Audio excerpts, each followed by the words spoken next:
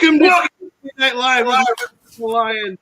And yes, I'm doing something to crack up Marv like you wouldn't believe, and it appears. What are you wearing? I have an idea. Oh my goodness. Attaboy. It may not be a bright idea. As a matter of fact, it could be a bad idea. Well, that's supposed to be red. As a matter of fact, it could also be a really bad idea. Oh, come on. You're supposed to blink. You thought the Viking hat was hot.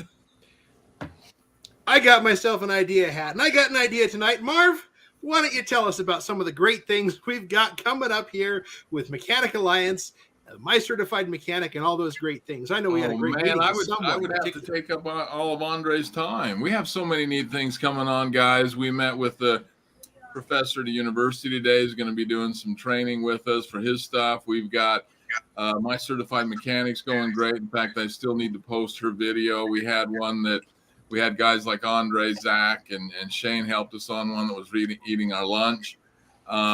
It's been really great to pull all these guys together. We got some guys interested in opening some shops. We got some guys looking at territories. And the Viking hat, there it is. And Zach's asking about it already. We have so many things. The training's exploded, and we're just loving what we're doing, and we're loving helping the guys and seeing respects. We have one of our great techs out there, a little over a year. Just got a fantastic job offer from a shop that pays, that takes care of them. We'll be talking about that later. And buku bucks, great marriage between the two of them. It's all coming together and working like we knew it would. Absolutely. And by the way, on my screen, Dave Bonica. Was he gets number the king one? Of the chat bleachers for the evening. Did he beat? He was it, huh? On what I'm seeing, I got Dave Bonica, Kevin Meyer, and then the great Zach Zelenak. I know they were fighting over it last week, weren't they? Yeah. Oh, that was fun. That was Anyways, really fun. As you can see, we've got Andre Lambert with us, the man, the myth, the legend, the one, the only. Did he beat? He was it, huh? Yeah. Oh, someone's got noise in the background there. Marv? Not me. Oh, no, it's not, man. We got some reverberation going. Hey, who cares? Zach Zelenak. Yeah, I just heard it. Over last week, weren't they? Somebody's got the Facebook open. Yeah, it's not me. No, I've got it open because they can watch the chat, but I got the that was my bad, fellas. Oh, that's okay. I want to see the comments, man. But it does that too, yeah, because I'm trying to get there and see, because you can't see the chat on StreamYard plus that, so you got to double dip here. Yeah, you got to get it there and then get the volume down before anybody notices. Oh, it's just great fun. And Dave's blushing. Look, Dave's blushing. What happened, Dave? Tell us your story. I got this skin disease. It's called a lot of sun Saturday. At the racetrack, huh? That's true. You were down there at the Spring Fling Million in Viva Las Vegas. Yes, he was. That's right. And heard that was a crazy show. Yeah, we only had 2 accidents. None of them on the track. Yeah, Kevin Pollard got his love truck smacked up in the pits. Oh. I don't even remember what the second one was. Anyway, as you can see, let's get in. We're stalling here. We got Andre with us. Andre, for those of you that haven't been around the Mechanic Alliance group that long, Andre, give us a quick synopsis about who you are and what you do. Hey, everybody. Yeah, my name's Andre Lambert. I've always loved turning wrenches. I got into it formally some years ago with a really good shop, really great mentors and boss, and kind of he led me through the business part of it. And I always knew that there was a better way to do it. Not so much from his shop, but when I moved across the country, I just saw a lot of loss. We got a lot of that stuff cleaned up, and I just started hitting that glass ceiling. And so we just decided, let's just make it happen. And then it just so happened that it was going from like a 6 to 8 month plan to like a 6 or 7 day plan. And thanks to Marvin's laughing because he remembers that vividly. And so does Dave, I'm sure. But we got it all buttoned up. I think that the business licensing, the entity, everything was established, legal, tax numbers, all that stuff in under 2 weeks. And I've started it with my truck and my last paycheck and the tools I had. So still going, still kicking. So when's the year mark? June?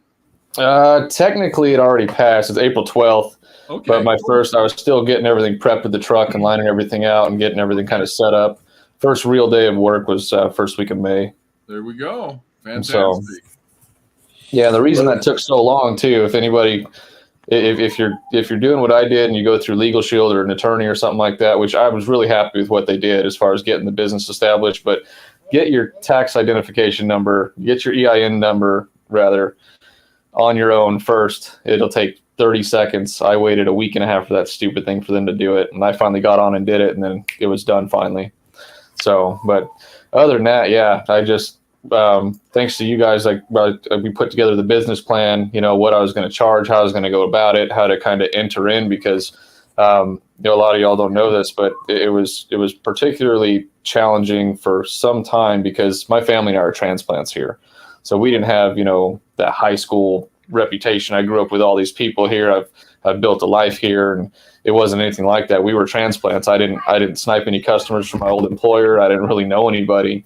We just did what Marvin keeps talking about, the go get, just go out and meet people, go out, talk to people, talk to different shops, let them know what I can offer and what they may be needing. And if I had to do it again, I'd do it the same way. Although now I'm charging substantially more per hour than I was. But that again, that was part of that strategy to get that foot in the door for the community. So yeah, it's going good. I mean, it's still floating. I'm not accruing any real debt. I did get a financing deal recently through Olympus with you guys, via you guys.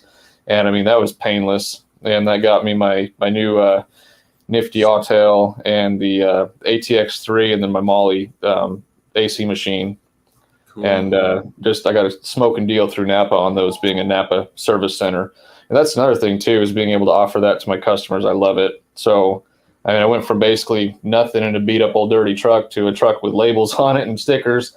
And now I've got a nationwide warranty, Better Business Bureau. I've got I feel like a good standing and relationship with the community and my business group and stuff. And so it's just, we're getting there. Well, what's cool too is sorry, Eric, is when you were talking about the wages or the charging. If you remember right, and this is where we help, guys. This is what we do for you. Is we told Andre where to be, and we don't force you. We just kind of let you know what it is, give you the guidelines. And it didn't take him long. He was a quick learner to go, I'm worth more than this, and he creeped it up. You've gone up how much since you started? A lot. About $40, right? For general vehicles, yeah, about 40 to 45 over what I used to have. And a lot of that was just because I was I was having this crazy flooded schedule of customers I really didn't want. They were I want to find a cheaper guy, and I'm not going to be that guy. And so that's helped kind of balance my schedule with where I'm at now. But I've got different rates for hybrids, EVs, and then diesels are also different. I charge more if it's a big box truck or a 1-ton vehicle, stuff like that. If it's high performance, there's a higher rate on it. And just communicate that with people. I've still got tons of people who call me and they don't call me back, and it's probably better that they don't. But the ones who appreciate it and know it and want it, they're all for it. So, and they're the ones you want. Yeah. Go ahead, Eric. I interrupted you. Sorry. So we've got our first question from the Trap Bleachers. Travis Schroer says, how did you get the Napa Service Center with a mobile? They wouldn't let us do it in New Mexico. Oh, well, you need a different guy, man. My guy's the guy. So I just, it's the regional guy out here, and they're out of High Point, North Carolina. And I called him. I said, hey, I got an idea, man. Like, we're going to throw this spit wad at the wall and just see if it sticks. And it stuck pretty well because I had met them. I had talked with them. I had been doing business with them for some time. They knew I didn't shotgun parts. I actually test and verify, and then I verify the repairs, and I take care of people. I talk with people. I communicate with customers, and I try to break it down. If they have an engineering degree, I'll explain it differently than I will to someone who knows nothing about cars. But I want to explain it in a way that the customer gets it. And so I built a pretty good relationship with the folks at Napa to include their regional level people. And then they had a bunch of customers that had come in and found me through them and had really good feedback. So at that point, it was like, okay, this, it's not some shade tree dude running through the holler down here with his little go bag of wrenches and crap sockets and, just breaking stuff. But I am following that guy. My faith in humanity limits me to believing that there's no more than one of those people in this valley. And I hope there's only one, but I'm pretty sure I'm following him around on a lot of jobs because it's brutal. The kind of crap people are paying for to have done to their vehicles. And they're like, hey, he didn't fix it. And they've got this laundry list of parts and it's just crazy. But back to the Napa thing, I called him. And I said, hey, just an idea, man. But I used to work for a Napa Care Center. It was a good relationship. I'm mobile. I don't do tires alignments. But, you guys know that I take care of people and I don't use, bottom of the barrel stuff. A lot of the stuff I go to the manufacturer for the parts because I don't feel like doing crap twice. And I just asked him, I said, what do you think about me being a Napa Care Center, like a care center on wheels? And he goes, let me call you back. Give me a day and I'll call you back. He called back 5 minutes later and he was like, so I called the guy, he picked up, I asked him, he said, let's do it. And not only did they do it, they gave me a pretty impossible deal to say no to for the first year. Basically they took care of everything for me. So, excuse me. And then all my business cards get put there. I mean, I get the flyers, the programs, and then that peace of mind warranty is just invaluable. And so, yeah, I just asked, and I guess I asked the right guy. So you asked the right guy with the right reputation behind you. They already knew who you were. So that's, you built the relationship with your local guys. They were already sending you work. So that kind of goes up the ladder a bit. So yeah, I kind of planted them seeds with him too. Like, this is what people are saying. This is what I'm hearing. And it wasn't just blowing smoke. Like it's changing. People's lives are busier. We have more conveniences than ever. And I feel like people's lives are busier than ever in spite of it. Well, and we'll go to bat on that too. I think we can, Eric, I reached out to your guy. He didn't get back with me. I guess he found out I was over here, different region, but if you bump up against him, say, hey, Mark's still trying to get it, but we'll do some searching on that. Mexico, Canada, wherever. I mean, we'll reach out to him. Not a problem. Yeah, Travis says, I'm glad to hear they did that for you. It was a struggle with them when I started up. We did become a service center. Once we had brick and mortar, they have a ton of things to help build the business. Yeah, they do. I've actually got a meeting with them tomorrow for an undetermined amount of time because I'm going to cover a lot of different subjects and topics with them. So yeah, and do a favor and say, hey, Mechanic Alliance would like to have a national guy to talk to because we have guys all across the country. We have some mobile guys. We got all sorts, and I think approaching them with a larger number sometimes makes a difference, right? I mean, are you asking me?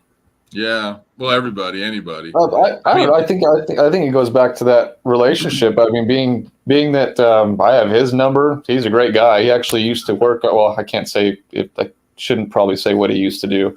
There was some U.S. military defense stuff, so I shouldn't say what it was. But yeah, he's also a veteran, and he's done some pretty cool stuff. He has a good broad mechanical experience.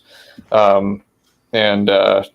mean, it's a heck of an idea. I think the people who capitalize on it are definitely going to capitalize on it, and everybody else is going to go, man, it's like 10 years ago when Bitcoin started, and it's like, oh, that's stupid. It's never going to be worth anything.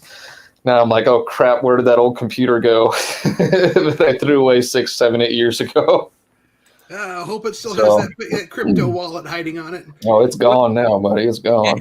And you're saving money with it too, right? I mean, that's the deal. The programming and the stuff they have is that's the thing we teach and talk about too. It's not just making the money; it's setting yourself up so all that good money drops to the bottom of your wallet. Cover a lot. Yeah. Yeah, and it's there. So I get a better deal on parts. I get a better deal on tools and supplies. And then obviously the warranty. And then now that I'm a service center, they have all that more reason to just pump my name out. So Roanoke Valley is kind of divided east and west. Roanoke and then Salem are the two major cities here, if you will. And then everything else is kind of outliers. But there's a Napa in Roanoke and one in Salem. And I really had only spoken to the folks at the one in Salem maybe once in 8 or 9 months because I just always hit the one on the way into town. And I've had more referrals and recommendations for people from them in the last month than I have from the one that I go to all the time. And so they're talking, they communicate, these guys, they share. And so I think if you can get your foot in the door with something like that, I mean, it's great to have not only the brand recognition, but being able to offer that warranty where, my customers are going back home or something like that. Cause there's a lot of college kids here. And so their parents want their vehicles taken care of. And then when they go home, if something were to happen, if their tensioner was to fail or something like that, they're covered. And just to be able to do that, man, it makes selling jobs a whole lot easier. My close rate went up easily 20% since that happened. So, well, there you go. And a question I have for you that's outside of what you do, because if everybody knows or anybody knows, Andre does it all. I mean, in a rainstorm, downtrodden in his area, he's putting a radiator in. I still remember the videos and all of that.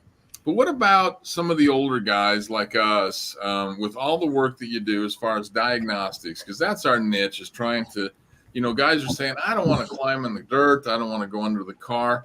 We haven't talked. What's your percentage of just diag? It's probably, usually it starts with diag. And then when I'm there, I check out the rest of the vehicle. I try to upsell what's necessary, and I'd let them know, hey, this is what you might need in 6 months. This is something annoying that here's how to fix it. But if you don't fix it, it's not compromising your driving experience. It's just, it is what it is. And then obviously if it's safety or something that's really important and, paramount repair that needs to be made, I just let them know why. They have digital proof of, even if they don't understand it, they see it. They can see that it's broken, or they can hear the video that I'm giving them that this is what it should be, this is what it is, and this is what's happening because of it. And so I can get that root cause too. So instead of going out and giving somebody, plugs because they need a set of plugs, on a Honda, now I'm looking at the Carfax history that I have pulled up with them, and I'm seeing that there's no valve adjustment that's been made. Their map sensor's down, poking around that 0.9 volts level. And so I can sell that, valve adjustment, valve cover gaskets, all that. I mean, that stuff's just gravy work. And so a lot of it comes with that, but it's earning the trust is with the diagnostic. And after that first visit, so a lot of times what I'm seeing that I see, that's a terrible way to word that, but here we go, is I'll do the diag first. And it's usually when they've already spent a bunch of money somewhere else and have had no luck. So now they don't trust me at all. They've got no care telling me where to go if I get it wrong or if I'm wishy-washy on something. And so I just play it as straight as I can and do as good a job as I can. And then I've got their trust. And then it's, hey, by the way, we've got 6 kids and they all drive and they don't have a shop. And that's how a lot of these relationships have gotten started. And it's been great.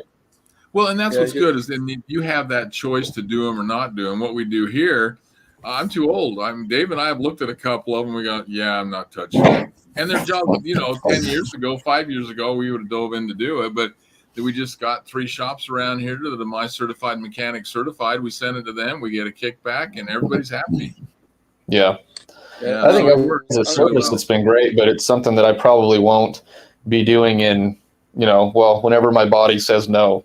I know I'll be going to either some sort of strictly diagnostic, drivability, light repair, maintenance type of role. And then, at that point, working on the business and not in it so much, which is what I'm kind of changing gears for now.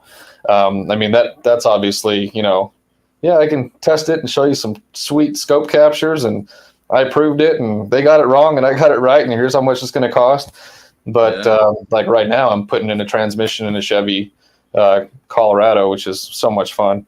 It's got that stupid little 4-cylinder engine in it with the starter up on top, and I'm just having a love-hate relationship. It's not bad. It's just a pain because it rained yesterday, and I'm a humble shop. I don't have my ghost shop, if you will, is at my house, and it's not much of a shop to speak of. It keeps it out of the weather, keeps the vehicle out of the weather. It doesn't mean it keeps me out of it all the time. So it kind of slowed things down, but being able to do stuff like this is nice too because. But I enjoy being at home, especially with the grandson here. It's nice to be able to, hey, I'm at this stopping point. I want to grab something to eat, use the restroom. sit back for 5 minutes and then hold my grandson for a while and then go back and get something else done. And it's just really nice. But like earlier today, it was just turn and burn from, I think, 7:45, 8 o'clock in the morning till about 4 o'clock. Just one appointment, solve that problem, go to the next one, figure out that problem, get the parts ordered, get them delivered. And that's the other cool thing, too, about being a Napa Service Center. They are much more apt to deliver parts wherever the heck I am, whenever the heck I'm there. And it's been Cool. it's been fantastic. Cool. So how does that work? You just say, "Hey, I'm here." They drive Yeah, out to pretty you. much. Like I'll get on my laptop, I'll get on the parts tech is what I use, and I'll order the parts, and I'll call them and be like, "Hey, I need this. Do you have a driver? If you don't, when can you have one?" And usually they're pretty zippy about it. And if not, if I've got a half an hour where I'm waiting on a part or 45 minutes, there's plenty enough for me to do in the meantime. So whether it's talking to the customer, cleaning stuff up, getting some of my paperwork done, it never stops. So, I want to go back Zach- to something you had said there, Andre. Yeah.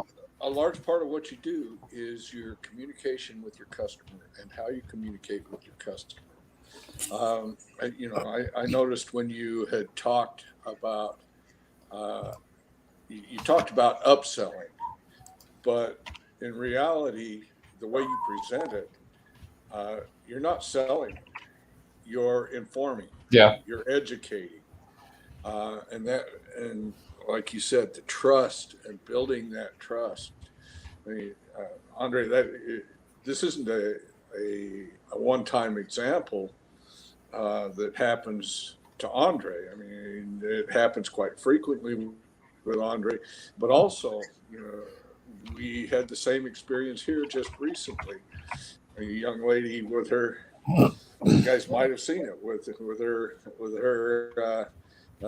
GMC Denali. She'd been to multiple shops in the city that she had been. Nobody had solved her problem. She called us out of desperation. And eventually, through the communication we had with her, she just left the car with her for 2 weeks and said, "Figure it out." With a lot of help with many of the people that are on this call, we were able to find the solution and be able to discuss with her a path forward, and she's going to end up doing the whole ticket eventually.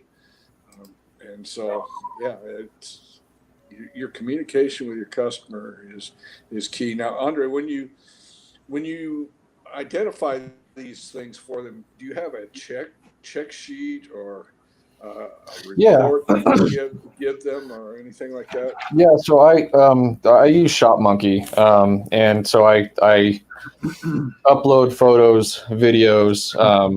I'll copy down service information if that's what they're wanting, if that's how I feel like they would prefer to be informed, if that makes sense.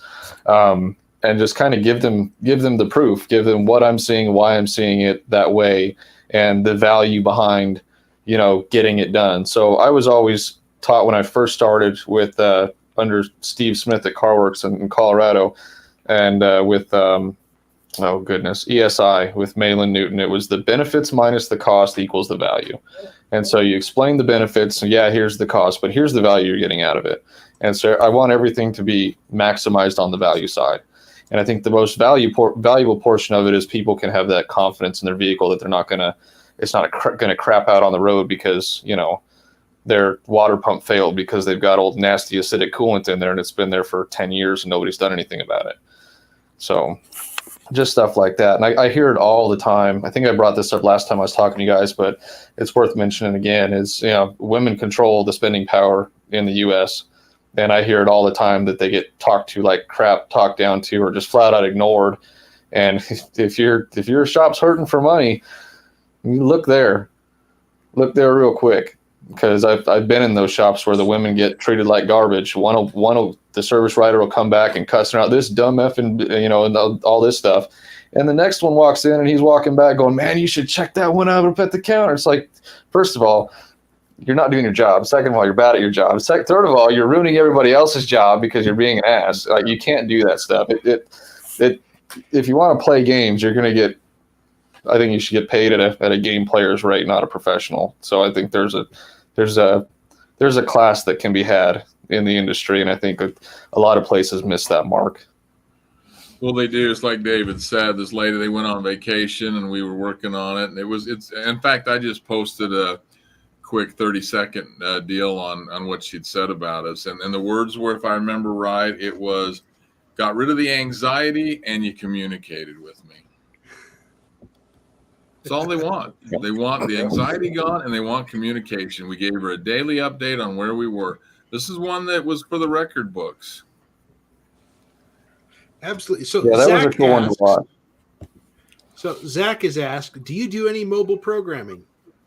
Not really, no. That's not as far as like EEPROM writing or anything like that. No, I don't. I'm getting into it. But to say that I do that and that, that's something that I'm actively engaged in, no, it's not. You haven't reflashed anything? Not yet, no. Not as a mobile service, no.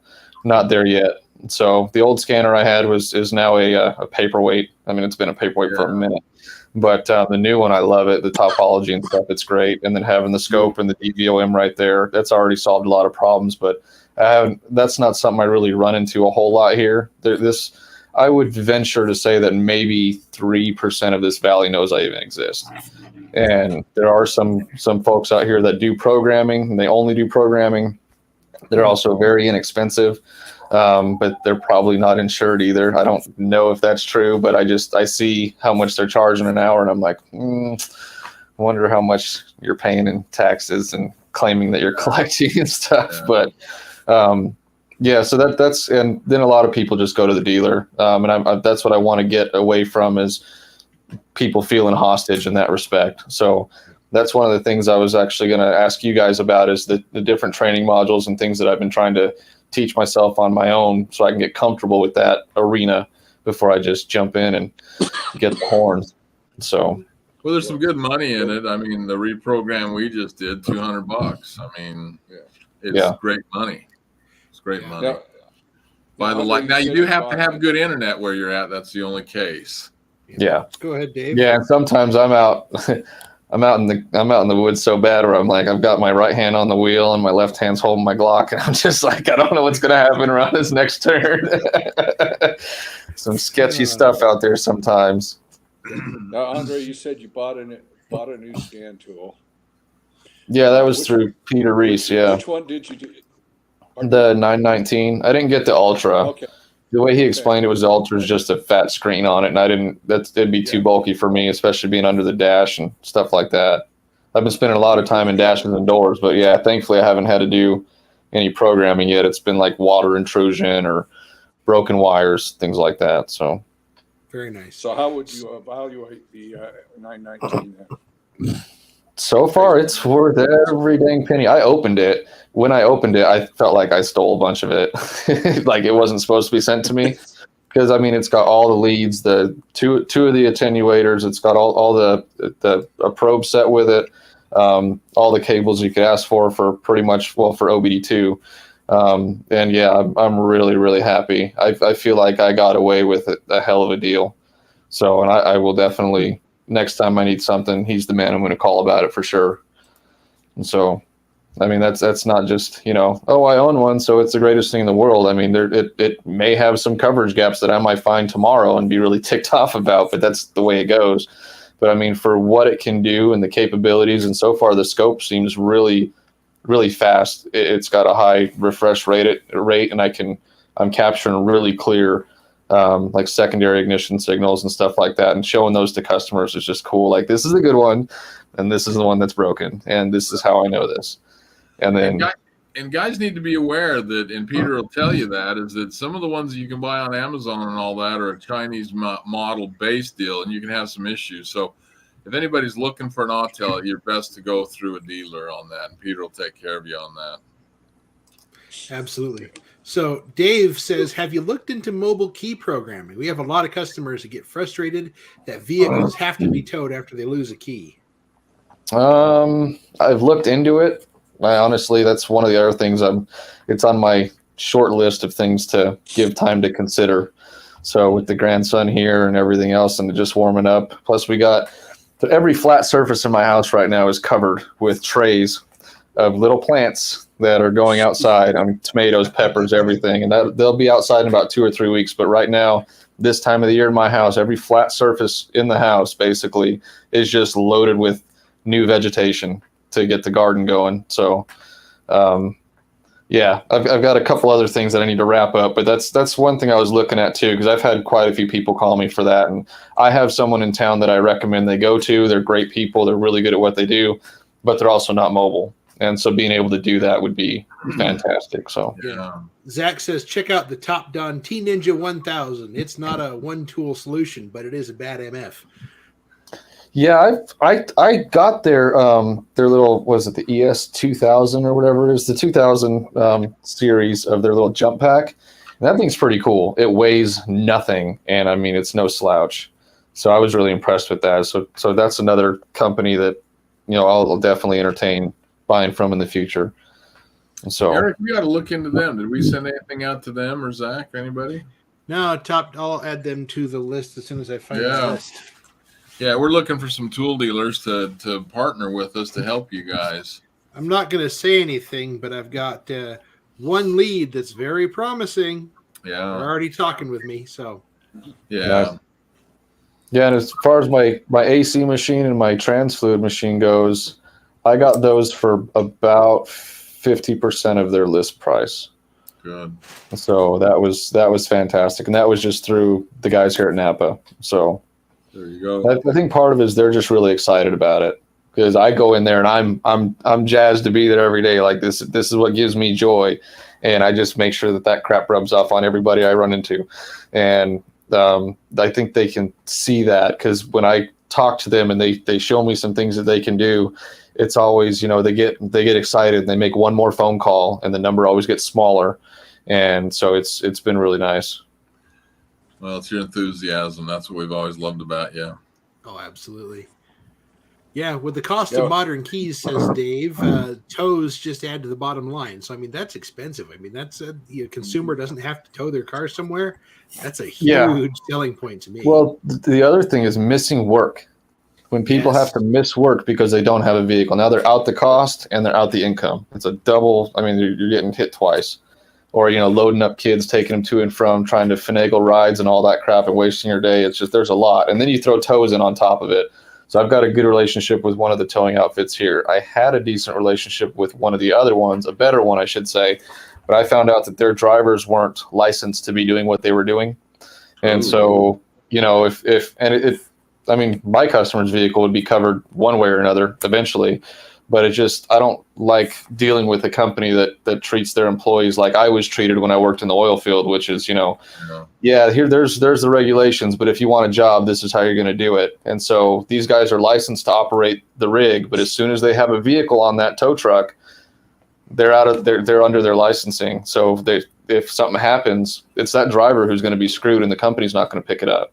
And so I stopped using them. The new outfit's a little more expensive, but I won't trade that for but that it reflects back on you when those issues happen. You don't even want to be anywhere near those. Yeah. Yep. So I've got a question on the key subject. Anybody know how to reprogram these puppies? Yeah, you got to tear the tumbler apart, man. One little lock at a time, or one little how do you call those? Anyways, I've got a bunch of them sitting in my truck right now from a Ford one I just did. They're like, here it is. It's the keys cut to the vehicle, and here's your lock cylinder. And I was like, yeah, somebody could have put this damn thing together for me. I just buy them reproduction, and they're all together. You can buy a complete set for all the GMs, door locks, ignition lock, everything you need. You just get it all in one nice, neat little set. And you have brand new keys. Yeah, this guy was excited, though, because he called me saying, hey, I need a starter. And I was like, okay, why do you think you need a starter? He said, well, my battery's good. Took it to 2 different shops. I took that battery out, took it 2 different places. It tests fine. Battery's fine. Just won't start. So I go out there. The starter works, because I confirmed the starter operation. And I'm clicking it, and it just there's no click to it. I'm putting it in the crank position and nothing. Then I got that fancy little security light flashing in my face. And it was just the little pass log module took a crap on it. So I tested it. It wasn't a long process. And he was looking at, almost $700 the other way. And I got everything done for him. Took a couple days to get the parts, but it was like $490, $500 out the door with the diagnosis, the parts, the labor, and Uncle Sam's grubby fingers getting into the mix for the total. So, I mean, he's already called me back for another vehicle he's got that he wants me to look at. Yeah, I know you get to look at some pretty interesting vehicles. Yeah, the Batmobile was a cool one. That's still my favorite one. Yeah, the you Batmobile. You worked on that, didn't you? I'm going Friday for those 2 Cudas and the Roadrunner. So I'll take some pictures and rub them in your face. Oh, fun. Do it. Can't wait to see it. No, those guys are really cool. And it's funny because the owners of the classic cars I just mentioned, both of their names, the father and the son, they're both named Andre. I've never encountered another one with my name that's not like, some obscure place of reaches of the world where it's just sheer happenstance. And now I've been in the same room with 2 of them, and that's a crazy conversation. Like, hey, Andre. I'm like, what? Oh, no, not you, man. The other one. That's mind blowing to me. It's not like my name's, Mike or Tom or. Yeah. Yeah. And we've been jealous about those pictures. Nice guys, though. Because they're all Chrysler Dodge products. Dave drools every time you send it. So, yeah, you've had some great opportunities to work on some old stuff, some new stuff, some in between stuff, and still support your family. Have the time you need to spend with your grandbaby.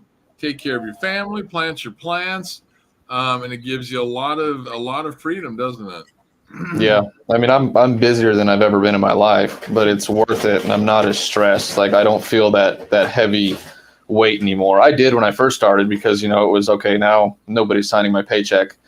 I can't just show up, and if it's slow or I don't feel good that day, I'm still gonna just do what I can and get paid. Now, if that happens, I ain't gonna get paid, and if bad word gets out that that's how it's going, I ain't gonna get paid again. So it's every day. It's got to be a reset, recommitment, reset, and whatever happened the day before, no matter how badly it pissed me off, I got to shake it off and just pursue today for what it is. Especially lately with parts and stuff, man, it messes up the scheduling so bad. So I've had to kind of revamp how I schedule things with some of my customers, especially when their parts come from different places. Check the weather report in lieu of ordering them because it makes a difference. And if I've already got 5 other appointments scheduled the next day, and then I've got to push that one into it, it makes a huge mess. So that's one facet that you probably don't have to worry about as much in the brick and mortar scene, I think, because people just expect their car to be there until it's done. But when you got a mobile person coming to your house, they want it done then, and it needs to be that day. You need to be on time, and it's worth it, but it's just kind of interesting that it's a different set of challenges sometimes. So having said all of that, would you go back to what you were doing before? Well, I am doing what I did before. I'm just doing it for myself now. Would you go back working for somebody else? No, I would have done this a lot sooner. Dave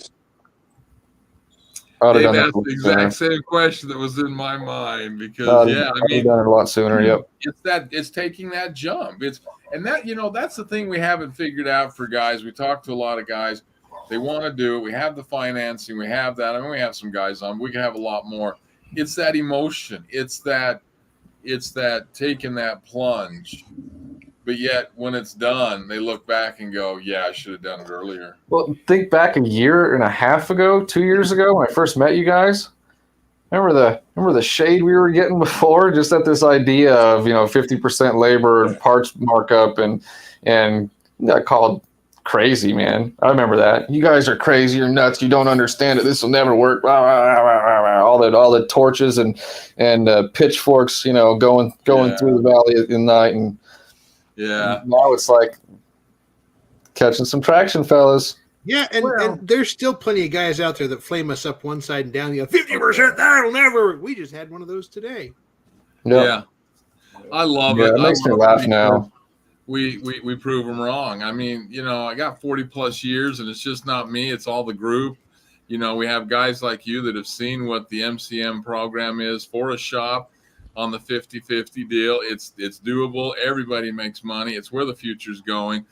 We talked early on at the start of this of, you know, it's either that or these techs need to go find these jobs that are actually literally paying the $70,000 to $104,000 a year. They are out there. We are seeing it. It is happening.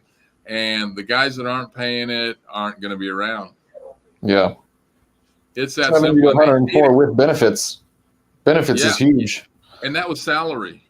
Yeah. So, you know, these guys can flame us up inside one side and down the other, but we got some really good shops that are proving it otherwise. And it's time for the industry to change. It's, you know, these guys have three choices, right? Get a raise, get another job, or go on your own. I mean, well, I guess you could say work for a fleet, go to government or whatever, but that ties into get another job. I mean, those are the three you have. And the problem is this deal where we've had owners on here that say, you know, well, I can't raise my rates and I raise them a little bit and I'm still going backwards. Well, then you're not doing it right, because you know what? If you're not making money, everybody in that shop's going to lose. And that even tells you techs to get out quicker before they do shut the door. Yep. Cars are breaking all the time everywhere. All you got to do is let them sit or drive them. They'll break. Yeah. So they can't do without us. You know, it never happened, but I always thought if we did a strike for 1 week, this country would really see the value in what mechanics do and technicians. They would. You know, I saw tonight even posted on the EV cars. They're having all these outages in New York of power. Now the EV cars can't go anywhere. They just don't understand what we know. I mean, we have so much knowledge and power and all of that, and yet they just look at us like a bunch of imbeciles. Well, that's the optic, you know, the knuckle dragon, wrench dragon, grease ball, you know. You have to show it to them. You know, it's communication. Now, Bobby says not everyone is meant to run a shop. You know, Bobby, you're right. Some people are meant to run from a shop. Some people are meant to run to a shop. Just saying. I like it. But yeah, I mean, there's those shops out there that are doing it, and they're not. I think it's. This goes back to, I've had a couple bosses in my lifetime tell me this, and I've always found it true, that the places who take care of their employees, their numbers are exponentially higher than the others around them who don't. And you know, people quit bosses; they don't quit jobs so much. And if you're looking at the people that you're hiring as an investment in your business to further what you're doing, people don't mind that. If I had been treated that way, I probably never would have had this idea. Well, I probably would have, but it wouldn't have come so quickly. That's for sure. You know, it wouldn't have happened this fast because I would have been comfortable. I would have been happy.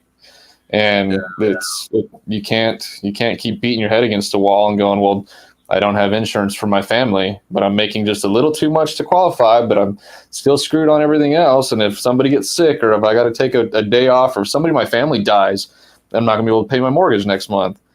And, you know, they keep you right on that edge. But there's a lot of good shops with good bosses, good owners and stuff who pay their people. And I think they see it. They see the people they're hiring as an investment, not an expense. The tides are changing. Dave, you had something. No, I was just going to say, when we met Andre, you know, he had long flowing hair, and we convinced him to join the rest of the group and look like the rest of us. Yeah. That's funny because I haven't had to invest in a comb since like the 7th grade. It started packing up and leaving town. So I don't know what you're talking about. I've had at least a 5-head most of my life. Yeah. So 2 things. I'm just going to put it out there to the group. Guys, if you know of an owner who's willing to come on and have a civil conversation, because as soon as they start getting belligerent, I'm going to shut it down. We're not going to have that on here. So in all honesty, if you got someone in mind, hook us up. We'll have a civil debate on this. Okay? And likewise, we would do another week. I was telling Zach is that we would bring an owner on who we've just helped pair with a great young man. We'd like to bring him on as well, is because this is the thing. This is what they're seeing. This is where it's going. This needs to be out there. And I'll be honest with you, this owner we'll be bringing on, You guys, Eric and Dave, will remember his first couple of messengers to me. He didn't understand us. He didn't believe what we were doing. He didn't know what we were doing. He wasn't quite. In fact, he said, I believe he said in his message that I kind of like what you're doing, but I don't agree in a lot of it. And I would suspect now, as he sees what we're doing, he understands. And that's the deal. They're scared. When they hear us come and talk about this, they're scared for what they don't know. But yet, the tides are changing, and you're going to be with it, or you're not. You'll be doing it yourself again. You won't have that team out there. So it's just where it's going, guys. Get smart. We need to make sure that people understand we're not against the owners, okay? But we are against the way that some owners treat their techs. We're against the way the industry sees the tech in general, and we're going to move forward. And if there are owners that want to move forward with us, which means treat their techs right, build a culture that makes it so that the tech wants to be there, wants to do a good job, and feels valued. We want those owners to be part of this group and to be contributors in the group. But those that are going to come in and tell us how wrong we are and how perfect the industry is now, we don't want them. Those days are done, and the bottom line is you can't have these techs suffer for so much where they're jumping ship. I mean, when we started this a couple of years ago, there was an exodus, but it's of a large proportion anymore. It really is. It's rolling big, and let's see what we can do to stop it. Yeah, at the same time, if you guys, like you said, oh, sorry, I was going to say, if an owner has questions or doesn't agree, have a civilized discussion. At the same time, if you guys work for a good shop, like who said it, Zach or Bobby, one of y'all gentlemen said it, not everybody's meant to run a business. That's totally true. If you work for a good shop and have a good owner, shout it out, build them up, let people know in your hometown, in your area, that they take care of people. I would much rather spend my money at some place where their employees and their everything's taken care of properly, and people are actually treated fairly and get along well and stuff like that. This is probably just as good a place as any for that too, is to let people know that these shops are decent. They do things right. Yeah, they're not going to be the cheapest, but you know what? They pay their people. They appreciate their people, and I think that's the optics around everything just affects so much. And I think people get complacent and stuck in their heads, and they don't realize that the optics mean a lot. The way it appears means a lot. And the major go ahead, Dave. I was going to say, Andre, you're exactly right. We have an owner here by us he's an awesome owner. And guess where his rates are? They're top of the mark. They're awesome. He has the highest rate in the city, with the exception of the Mercedes dealer, and he has a 2.5 month backlog. Yeah. Yep. And he pays his guys. But see, the thing is what you were talking about too, Andre. The biggest thing about this industry is the tools and the equipment that these guys got to buy. You can't pay them 20% and have them expect to spend $100,000 in 20 years or less, 5 or 10 years now. Yeah. Tools. They can't do it and live. They can't. It's that simple. You cannot do it. Yep. Travis Schroer says he'd be willing to come on. He agrees with 90% of what we're doing. He just can't get behind the 50%. Well, we need to talk to Travis. We need to get him an NDA out there and discuss it. See what he says. Travis, come on up. So, absolutely. All the May's available. Travis, let's talk. I love what Travis posting that out there. I really do. I respect the man. But I remember asking about that too. I was like, hey, so can you explain this to me? Because it sounds great, but how does it actually work? And you guys showed me, broke it down, and it was like, okay, why isn't everybody else doing this right now? And I think it's just because the industry's stuck on old times, stuck on the way things were before you needed, $100,000 in tools and everything else just to figure out just be able to figure out what's going on with the vehicles you're working on. Yeah. I mean, what you've got as a dealer or a specialty shop, you know, as opposed to an indie shop that does everything. I mean, the indie shops expected to charge less, but they're working on more. Yeah. And so it doesn't jive. Yeah. Well, and we meet some of those guys out there, and they are the ones that are paying the $70,000 to $100,000 in that, because they are, like David said, their rates are up there. So, you know, it's all about business. And the thing with the owners too, you know, they can do the one-on-one deal, but you can show me the numbers one tech makes for you, but then you bring on 5, and a good shop on that's going to be bringing $300,000 to $450,000 home, an owner, a year, when he's paying him 20%. Now, does he deserve to make more? Yes. But if his techs aren't living, then it's just a matter of time. It's funneling itself out. We don't have to go out there and push this and make it happen. The industry's doing it to itself already because of what's happened for the last 2 decades. And I remember one other thing that you guys had when we first started talking and stuff is about going around to shops and kind of doing an evaluation. You know, where do you have waste? Because a shop owner might take care of somebody, might take really good care of all their employees, but they might have an employee that's just cancer.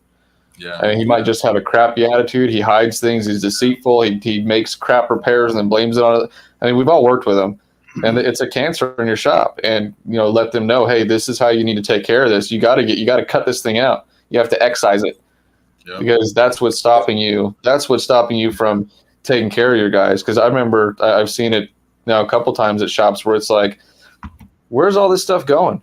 We're buying all this inventory. Where's it going? No, it's going right out the back door. And it's like, when you stop this, we'll be able to be paid bonuses. That's what you don't get. You're complaining that we haven't been able to pay bonuses in years, and this is going on. And I don't understand how, you know, up on the mountaintop, up in the castle, you're not seeing this. So yeah, it's kind of, I think it might have rubbed him the wrong way until we were able to get bonuses. And then he was like, hey, I got extra money. Check this out. Yeah. It's, you know, we saw that in a shop we evaluated. You know, it was 300 miles away from us, but went in and did an evaluation, and there was an individual within the shop that had to go away, and he was the manager. Yeah. Sometimes it's the tech, sometimes it's the service writer, sometimes it's the owner. You know, and you know, and that happens a lot, especially with an absentee owner. That, you know, but I know you guys are good about evaluating that and dialing in on that, and, you know, letting owners know who want to know, like, hey, you know, I'm having trouble with my business. That's what you guys. That's also what you do. You're not here just to change the industry for technicians. It's to change the industry in general, which is, you know, huge in itself. Yeah. Well, we're here for the whole industry because we've done A to Z in it. We've been from the onset of myself, particular. Dave managed multiple shops with when he was younger, but designing the whole training program from A to Z, from coming into an organization as a franchisee to exiting strategies. And we understand that. And we've done it for so many years that it just rolls naturally. To me, it's a gift, if you will, too. I can walk into a shop and tell you in 5-6 minutes what the problem is. And you need to handle that, and you need to take care of that right away, because, like Dave said, you get that one bad one and then things go south really quick. And I get where owners are saying, I can't find any good guys out there, but you know what? They are. You're not looking hard enough. And we've got a bunch on this side on the group as it is. I mean, some of the posts and some of the guys, we got guys that are working on the 22s and in dealerships and stuff like that. So they're out there. You're going to have to steal them, and you're going to have to pay them. Yeah, it's like if you're just looking to hire somebody, you're going to hire somebody. They ain't going to be what you want. You have to look to find a good mutually beneficial relationship between you and whoever's working for you, so that you can work for each other. That's how it has to be. That's my 2 cents anyway. I think if you're not doing that, you're wasting your time and the people who are trusting you to take care of them as an owner. Yeah, for sure. We got Jeff Lambert coming into the chat bleachers, raising all sorts of havoc. Nice name, man. I like it. Atta Yeah, boy. he's out of McConnell, South Carolina. He's not that far from you. Oh, I smell a barbecue soon. There you go. Hey, Bring Jeff, your meet your appetite, long-lost sir. cousin Andre. Maybe. My family goes way back and a long ways away. It's very possible. Yeah, Jeff's a great guy. Jeff's helped us get going too. I mean, just like you guys, we help you and we have others that help us. And that's what it is. That's what Mechanic Alliance stands for. That's where we're looking at getting into. We've seen some polling on there for one-on-one training, helping with an issue. You've been on it for a day. Why you taking a day? Take 3-4 hours, and we're going to do some beta testing, Bobby and myself, on that to help. So the idea is to make you more efficient. And like we said in the beginning, is to make you more money, because, you know, you're not going to be happy if you're not making money and being treated right. Because I know it's all about being treated right too, but at the end of the month, I don't care what anybody says. If your bills aren't covered and you're $500 in the hole, your attitude's going to suck. It is about money. It really is, because, and these owners, you know, I've heard them, we got beat up a couple times in the beginning of, well, they should change their habits. Well, so should you, buddy. So should you. So it's a two-way street again, right? Yeah, it's making money for everybody in the industry. It's not just not just Absolutely. one-sided. Fair enough. Fair enough. And you know, again, it's, yeah, I can talk forever on it, but oh, here we go. Micah says we need a Mechanic Alliance racing team. Yeah, I know, Eric. I see Eric. First person to look. I'm typing. There you go. Yes, we need race cars. Micah, I've got my El Camino. I'm a bracket guy. I know the unpopular opinion, but I bracket race. Hardcore through and through. I know we've got Shane Smiley's got that wicked little truck of his. We got a whole bunch of dirt track racers.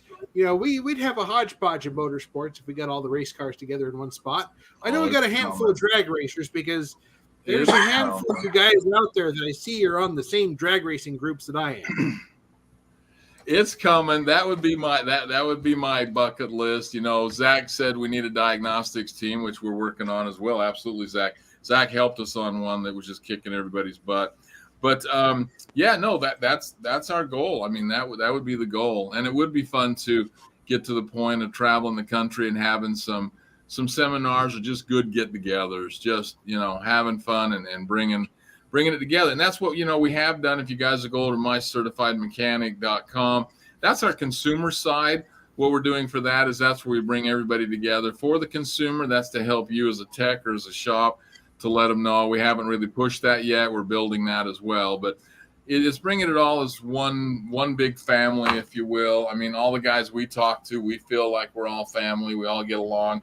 I really appreciate some of those younger guys out there that we work with that you can just tell are born and raised correctly. I mean, they're polite, they're professional. Yes, sir. No, sir. I mean, really, it's amazing what gravitates to us just for who we are, that I think we've had in the whole time of 2 years. We've had one that was kind of not interested. I mean, it really is amazing the caliber that is sticking together, and with us all working together in the same race lane, that's a lot of power. Yeah, we forgot to mention Bobby's got that to F body. There you go. There you go. There you go. Lost. Where's my 10mm motorsports? Lost. Yep, yeah. That's because we're raced with American cars. It's half and 9/16. Yeah. Anyways, guys, we are at the hour mark. Whoa, 99 comments. Who's going to be 100? Not me. Wait for it. I promise you it won't be me. Oh, you're on here. I want to ruin the audio again, man. Let's see here. Let's get to 100. Hey, there we go. Jeff says, I love the 5/8 more than the others. Okay. Whatever floats your goat. There we go. Micah says rice. No rice. We did. You know, our stuff doesn't have two Jeff of them. Lambert's blowing up the deal. That would be a Lambert for you. Nice. Well played. That's fair. 1 inch if we're racing big trucks. Yeah, it's true. That's where the toolkit starts, is 1 inch. Yeah, there you go. They're blowing 100, it up now. 112 now. Yeah. See, there's the call great, to action. man. Chat more. Jeff Lambert, Jeff Lambert, flatheads forever, right?